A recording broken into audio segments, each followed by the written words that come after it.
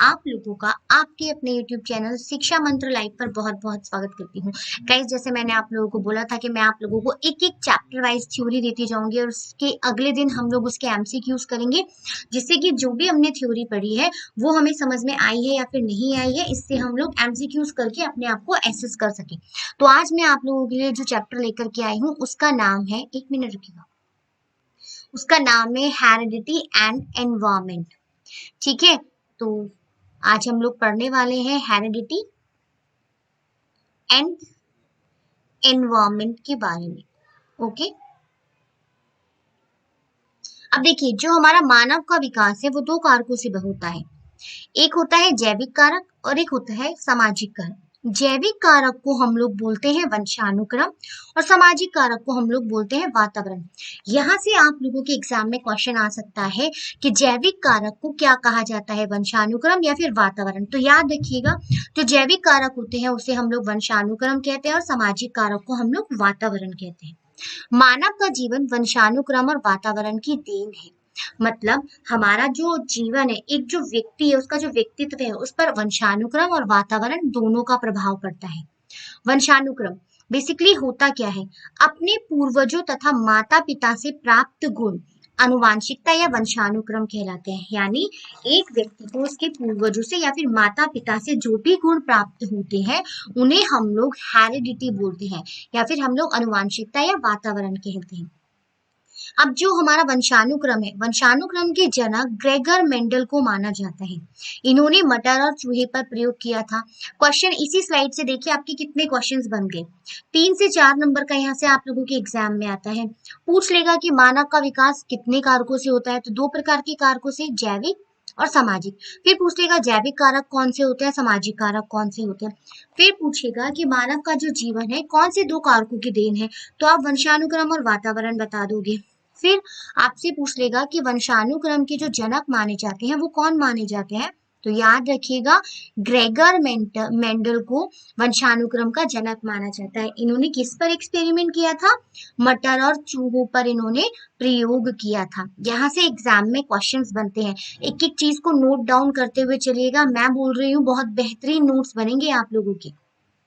एक और बात का ध्यान रखिएगा, कभी कभी एग्जाम में क्वेश्चन आता है कि हेरिडिटी इनटू एनवायरमेंट किसके द्वारा कहा गया है। मतलब जो इंसान का जो जीवन है या इंसान का जो व्यक्तित्व है वो वंशानुक्रम और हमारे वातावरण का गुणनफल है। ये बात हमारे वुडवर्थ ने कही थी। ठीक है, वंशानुक्रम का और वातावरण का गुणनफल है। मानव का जो विकास है वो किसके द्वारा कही गई बात, तो ये हमारे वुडवर्थ के द्वारा की गई थी। ये आप नोट डाल करके इस बात को लिख लेना। नेक्स्ट स्लाइड पर चलते हैं। वंशानुक्रम, यहाँ पर ये कुछ इंपॉर्टेंट हमारी जो स्टेटमेंट्स हैं जो आप लोगों के एग्जाम्स में कई बार पूछी जा चुकी हैं वो मैं आप लोगों के लिए लेकर के आई हूँ, जिससे कि आप लोगों को 1 नंबर आसानी से मिल जाए। तो वंशानुक्रम व्यक्ति की जन्मजात विशेषताओं का पूर्ण योग है, ये कहा है BN झा ने। माता पिता की शारीरिक एवं मानसिक विशेषताओं का संतानों में हस्तांतरण होना वंशानुक्रम कहलाता है। ये डेफिनेशन दी गई है आपके जेम्स ड्राइवर के द्वारा। सॉरी, ये ड्राइवर नहीं है, यहाँ पर हम लोग ड्राइवर लिख लेंगे। ओके, वंशानुक्रम में वे सभी बातें आ जाती हैं जो जीवन का आरंभ करते समय, जन्म के समय नहीं बल्कि गर्भाधान के समय, जन्म से लगभग 9 माह पूर्व व्यक्ति में उपस्थित थी। ये जो है आपका ये वुडवर्थ के द्वारा कहा गया है। ठीक है, वुडवर्थ के द्वारा ये आपका कहा गया है। तो थोड़ा सा मिस्टेक हो जाता है, तो लाइक हिंदी टाइपिंग में ना थोड़े से मिस्टेक्स हो जाते हैं, तो प्लीज इसको आप लोग ठीक कर लीजिएगा। ठीक है, चलिए जी आगे। ये हमारी इंपॉर्टेंट स्टेटमेंट्स थी जो मैंने आपको बता दी है। यहाँ पर आगे बढ़ते हैं। अब हम लोग जानते हैं कि हमारे शरीर में कभी कभी क्वेश्चन आता है एग्जाम में, हमारे शरीर में क्रोमोसोम्स की संख्या कितनी होती है। आपको पता है हमारे शरीर में क्रोमोसोम्स पाए जाते हैं, तो उसकी संख्या कितनी है, तो या तो वो इस तरीके से पूछेगा कि 40, 42, 46 इस तरीके से, तो याद रखना 46 होती है। और अगर पेयर्स में पूछे कि कितने पेयर्स होते हैं, तो याद रखना 23 पेयर्स होते हैं। ठीक है, अगर संख्या में पूछे तो 46 और पेयर में पूछे तो 23 पेयर्स होते हैं। 23 क्रोमोसोम्स माँ के अंदर पाए जाते हैं और 23 क्रोमोसोम्स पिता के अंदर पाए जाते हैं। ठीक है, 23 क्रोमोसोम्स माँ के अंदर और 23 क्रोमोसोम्स पिता के अंदर। इसमें से जो हमारे 22 जोड़े होते हैं, मतलब भाई 23 के जोड़े पाए जाते हैं, 23 माँ के अंदर और 23 हमारे पिता के अंदर। ठीक है, तो इसमें से जो 22 जोड़े होते हैं, 22 जोड़ों का आकार स्त्री और पुरुष दोनों में, मतलब इन 23 में से जो 22 जोड़े होते हैं, इन दोनों के अंदर यानी मेल और फीमेल के अंदर सेम पाए जाते हैं। क्वेश्चन अब कैसा आएगा एग्जाम में? क्वेश्चन आएगा कि पुरुष और स्त्री के अंदर जो 22 जोड़े समान पाए जाते हैं उसको क्या कहा जाता है? तो उसको ऑटोजोम्स कहा जाता है। ठीक है, क्वेश्चन क्या है? जो 22 जोड़े समान होते हैं मेल और फीमेल्स में, उसको क्या कहा जाता है? तो हम लोग उसे ऑटोजोम्स कहते हैं। ठीक है, अब बचा हमारा 23वां जोड़ा। भाई 22 जोड़े हमारे सेम हो गए, तो अब 23वां जोड़ा हमारा बचा। तो ये जो हमारा 23वां जोड़ा है इसे हम लोग बोलते हैं सेक्स क्रोमोसोम, क्योंकि इसी के द्वारा लिंग निर्धारित होता है। ठीक है, लिंग निर्धारित करने वाला कौन सा जोड़ा होता है? हमारा 23वां जोड़ा होता है, जिसे सेक्स क्रोमोसोम बोला जाता है। अगर देखिए, महिलाओं के अंदर एक्स क्रोमोसोम्स पाए जाते हैं और पुरुषों के अंदर XY क्रोमोसोम्स पाए जाते हैं। जब यहां से X और यहां से Y क्रोमोसोम मिलता है तो बॉय होता है। ठीक है, और यहां से X और यहां से भी X अगर मिलता है तो फिर वहां पर गर्ल होती है। आई होप आपको समझ में आ गया होगा। 23वां जोड़ा ही आपका लिंग निर्धारण करता है। अगर XY मिल रहे हैं क्रोमोसोम्स तो वहां पर लड़का पैदा होगा, और अगर XX क्रोमोसोम्स मिल रहे हैं तो वहां पर हमारी लड़की पैदा होती है। नेक्स्ट की तरफ चलते हैं। अब देखिए, हम लोग बात करते हैं जुड़वाओं की। दो प्रकार के जुड़वा पाए जाते हैं। ठीक है, दो प्रकार के जुड़वा पाए जाते हैं। एक होते हैं मोनोजाइगोट और एक होते हैं डाइजाइगोट। जो मोनोजाइगोट होते हैं इन्हें हम लोग समान जुड़वा भी बोल देते हैं। क्या बोलते हैं? समान जुड़वा। अब इन समान जुड़वा के बारे में भी एग्जाम में क्वेश्चन आता है, पूछा जाता है कि जो मोनोजाइगोट होते हैं उन समान जुड़वाओं के कितने गुण आपस में मिलते हैं?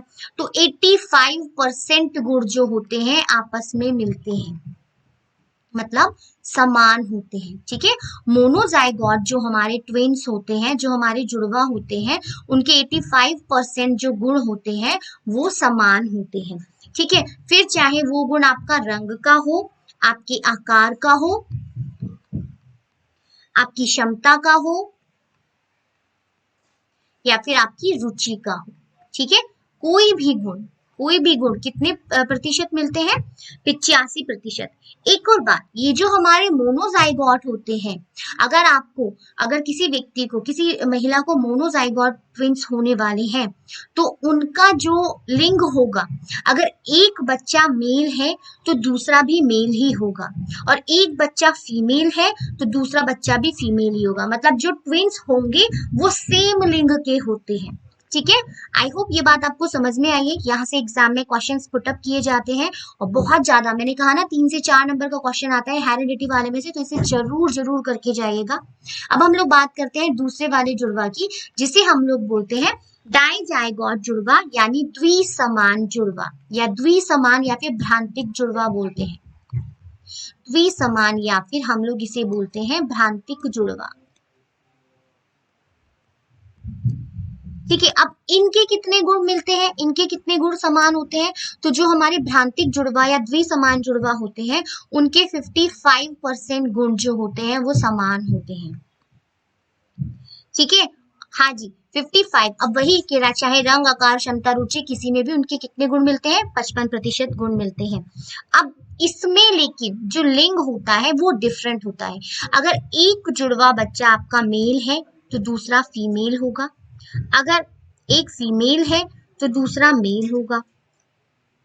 ठीक है, मतलब सेम नहीं होंगे। जैसे इसमें था कि मेल है तो मेल ही होगा, दूसरा वाला भी, फीमेल है तो दूसरा जुड़वा भी फीमेल होगा। डाइजाइगोट में मतलब अपोजिट सेक्स होते हैं, एक अगर लड़का होगा तो एक लड़की होगी, अगर लड़की है तो दूसरा लड़का होगा। ठीक है, आई होप आप लोगों को ये बात समझ में आई होगी। एंड अगर आप लोगों को ये बात समझ में आई है तो प्लीज मुझे कमेंट करके बताइएगा कि हाँ मैम मुझे ये बात समझ में आ गई, मतलब हम लोगों को ये बात समझ में आ गई है, आपने बहुत अच्छे से समझाया। एंड अभी हम लोग इस वाली स्लाइड में, सिर्फ इस वाली वीडियो में इतना ही रखते हैं। इस सेशन में आप लोग नोट डाउन कर लीजिए फटाफट से, फिर आगे वाले जो हमारा होगा सेशन, इसका जो पार्ट 2 होगा उसमें मैं आप लोगों को प्रिंसिपल्स ऑफ हेरेडिटी करवाऊंगी। आई होप आपको बहुत अच्छे से समझ में आया, और समझ में आया इसे लाइक कीजिए।